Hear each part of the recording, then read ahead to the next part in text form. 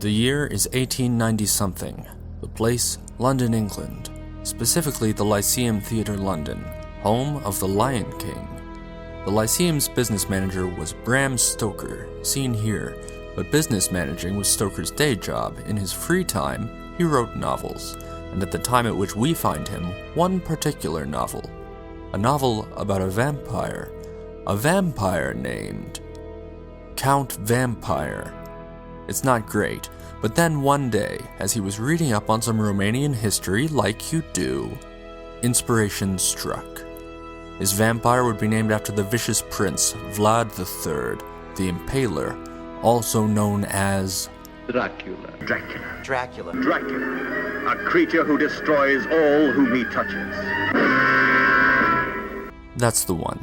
Everybody knows Dracula. The novel was published in 1897, and in the time since, thanks largely to movies, Dracula has become one of the most popular characters in all of fiction. Wikipedia makes the unsubstantiated claim that Dracula has been featured in over 200 films. I personally have found over 50, and the list continues to grow. My name is Soren, and I'm gonna watch every Dracula ever. Just to start out, let's establish some ground rules for every Dracula. If the film is a direct adaptation of Bram Stoker's Dracula, I am absolutely going to watch that film. If the film features the fictional character Count Dracula, who can be presumed to be the same Dracula from the Stoker novel, I will watch that also.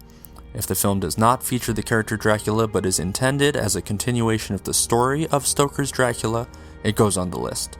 Here's what I won't watch.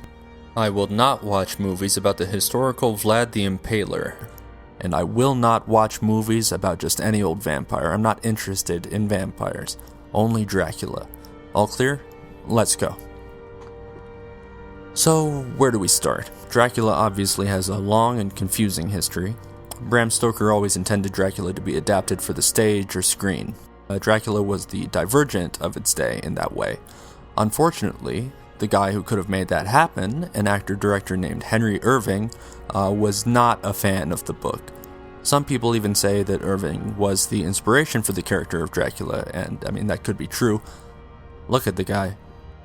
Closer. Stoker died in 1914 before he ever saw his work adapted. If he had held out just 2 more years, he might have lived to be disappointed by Dracula's death, the first film to feature a vampire named Dracula. Like most films from that period, Dracula's death was not preserved and is now lost to history. Though all indications are that it had very little to do with the Stoker narrative, nobody really knows what was in it, and all that remains is a couple of sketchy photographs, like this one. And this one. Spooky.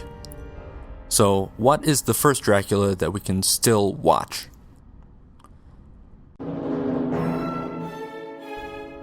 Yes, Nosferatu.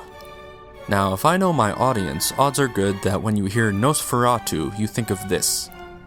If that was you on the phone and you on the bus, then who was flickering the lights?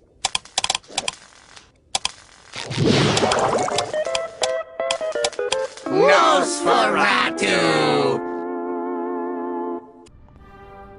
But Nosferatu isn't the guy's name. It's an old word of unknown origin, usually used to refer to vampires. It might mean the unclean, or not alive, or insufferable, but no one really knows. What really matters is that it's the name of this movie. Why is it the name of this movie? Well, the answer is copyright. While in America, Dracula entered the public domain as soon as it was published due to an error in registration, in Europe, Dracula was still under copyright by the Stoker estate in 1922 when the German filmmaker F.W. Murnau wanted to make an adaptation of it, but he sure as hell was not going to pay for those rights to make the film. So what he did was he changed the names of every character. Jonathan Harker became Hutter, Mina Harker became Ellen, Renfield became Mr. Knock, Dr. Van Helsing became Professor Bulwer, and Dracula became Count Orlok. Murnau decided that these changes, along with calling the film Nosferatu and not Dracula, were probably good enough to keep him safe from being sued. He was wrong, and the Stoker estate did eventually sue and order all copies of Nosferatu to be destroyed, but they were too late. The movie was out there. And furthermore, it's really good. Let's take a look at what makes Nosferatu a distinctive Dracula adaptation. For one thing, Nosferatu streamlines the narrative and rearranges it. The novel Dracula is an epistolary novel. It's written as a series of letters back and forth between the characters, or diary entries, or newspaper articles. The narrative is restructured into a more traditional form where the characters start out together, go on a journey, come back, and everything plays out in chronological order. Some characters are merged or changed, like Knock, the Renfield character, becomes Hutter's boss, who sends him to Transylvania in the first place, and thus brings the Count to his own town. The Lucy storyline from the novel is eliminated entirely. Nosferatu as a film focuses on the supernatural aspects of the Dracula story. The Count has super strength, super speed, passes through walls, defies gravity, can kill with his shadow, etc. This ties back to the use of the word Nosferatu instead of Dracula. It is a thematic choice as well as a legal one. It makes Count Orlok out to be a force of nature. He's equated with the plague, the unclean, the death bird is what they call it repeatedly. The Orlok character is surrounded by rats, not bats in this version. While Dracula is sensitive and wants everyone to think that he's just a normal dude, Orlok is 100% out of the spooky closet.